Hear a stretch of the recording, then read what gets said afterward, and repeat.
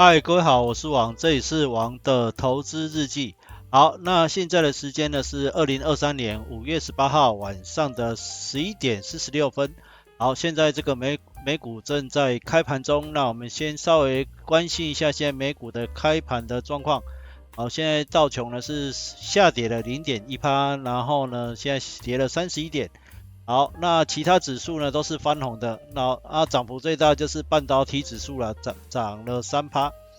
那我们今天呢不是要来做这个盘中的解析啊，我们今天主要来做一个专题的报道，来谈一下这个美股在这边到底是一个反弹行情呢，还是一个回升的行情？到底这边是一个逃命坡呢，还是一个这个初升段？好，那如果你的这个角度呢不一样的话，思考的角度不一样的话，那产生的结果呢也会发生很大的这个不一样的结果。好，那目前呢，这个大家现在目前看到这是道琼的月 K 线，好，一根的话都是代表一个月。好，那如果如果这边不是一个回升行情，这边只是一个反弹行情的话，好，那如果反弹行情的话，接下来呢，它应该不会过前面这个高点，而且会跌破这个前面这个低点，然后呢，甚至呢连之前的这个低点都会来做跌破，然后呢就会形成那个杨世光所说的，这个是一个接下来就是一个主跌段，然后呢这里就是一个逃命坡，然后这里就是所谓的这个戴维斯的双杀。那杨世光他本身他的看法，这里是根据他的一些经济数据的解读啦，还有一些经济学原理原则的一个判断啦，他这里应该是只是一个反弹逃命坡而已，然后接下来呢应该还有一个主跌段。那我个人的看法呢，这边是一个回升的行情啊。第一个呢，它已经突破了前面的这个压力，这个之前的高点突破这个压力点了。第二个呢，它现在也站上了这个 MA12的这个连线的这个线的上面了。好，根据这个以往的经验呢，它只要能够这个站上之前，能够突破之前的这个高点的话呢，后面都会有一波的行情，而且像它后面如果这个是一个回升的行情的话，它会站在这个连线之上。然后像这一波也是，这一波也是突破前面的高点之后，然后站在连线之上，黄色的。大家在这个画面当中看起来这一条线应该是看起来像白色的，好，它都是会站在这个连线之上。好，像这个前面这边的话，它后面大涨一波，它后来这边也是突破连线，然后站在连线之上，然后突破前面的高点。再把这个图缩小一下，这边的话也是，它只要突破前面的高点，然后其实它后面都是站在年线之上的，后面都是大涨一波的。好，所以呢，我个人的看法，这里是一个回升的行情，这里是一个初升段的行情啊，所以呢，因为它已经突破前面这个高点了，所以它接下来应该是不会来跌破前面这个低点，而且接下来会来突破前面这个高点，然后继续的往上走，因为它现在也是在这个年线之上。好，那各位目前现在看到的这是道琼的周线图。好，那你对这个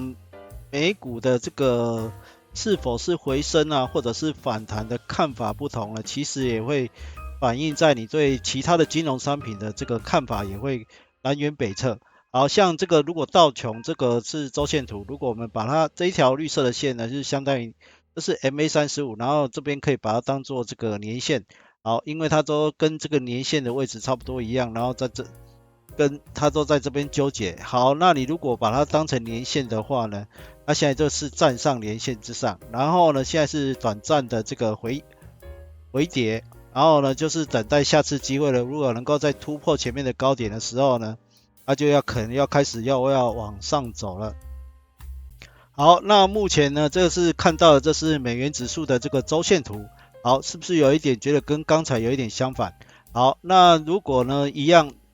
这个如果我们是把那个道琼啊、美股啦看成是一个回升的行情的话呢，像这个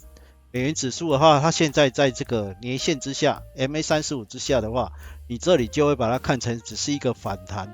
好，它这个反弹就是前面这个高点。这个高点一定过不去，然后呢这边所以呢只是一个反弹，然后又会可能又接下来会持续的往下破底。好，就像前面这个一样，好过不去，然后又开始又往下破底，这机会，而且呢它是刚跌破这个绿色的这一条年线而已，后面可能还有一段很长的这个下跌。好，那杨世光呢，他对于那个美股的看法，道琼的看法，他们是觉得这边只是一个逃命坡，然后后面呢，接下来会有一个这个主跌段，然后呢，像这个美元的话，他就会觉得这边是在一个打一个双底，然后呢，接下来可能会这个双脚会完成，然后呢，会开始要往上涨一波。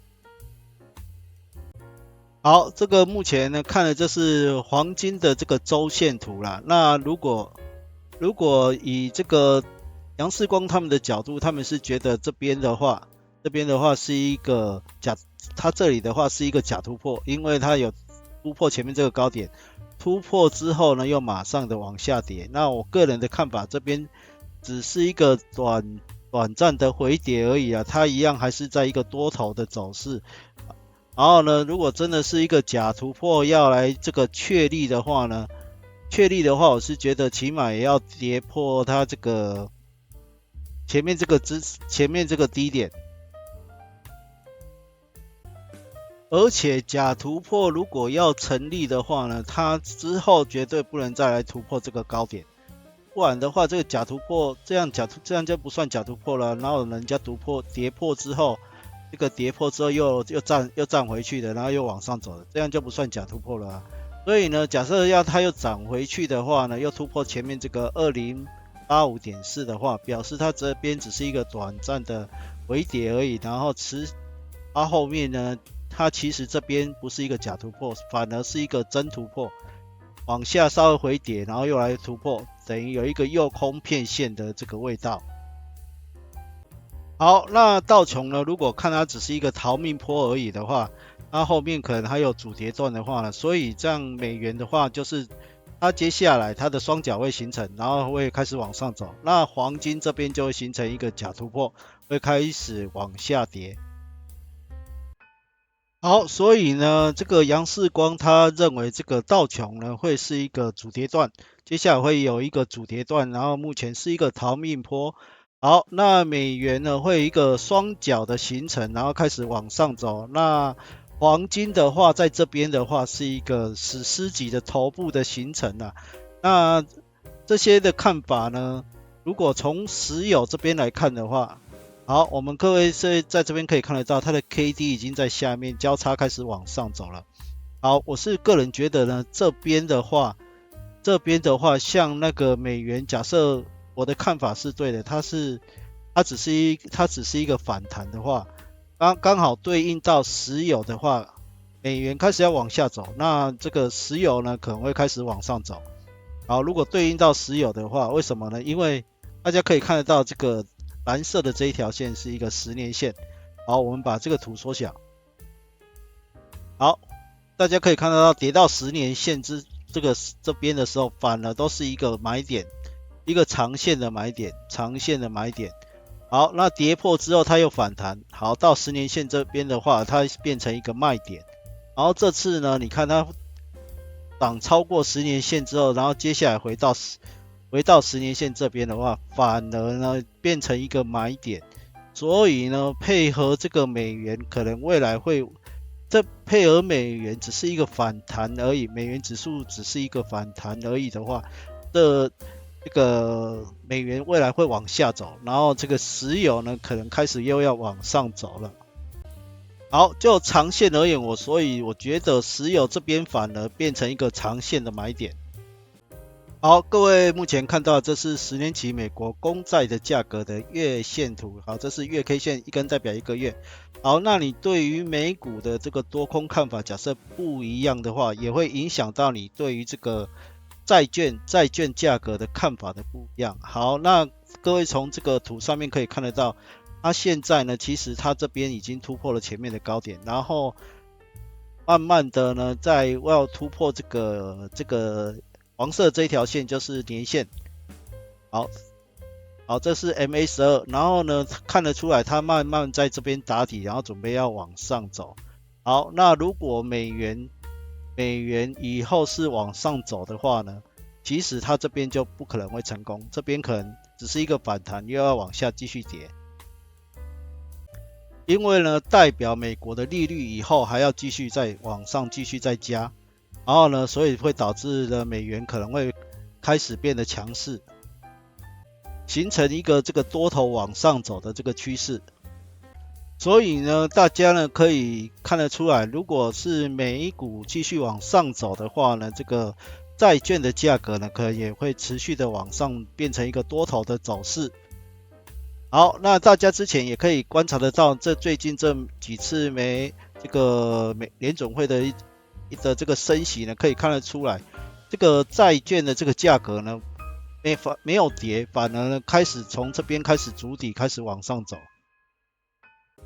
好像这个利息啊一直加了，好像对这个债券的价格好像都没有影响，反而呢变成它一个多头的走势，然后慢慢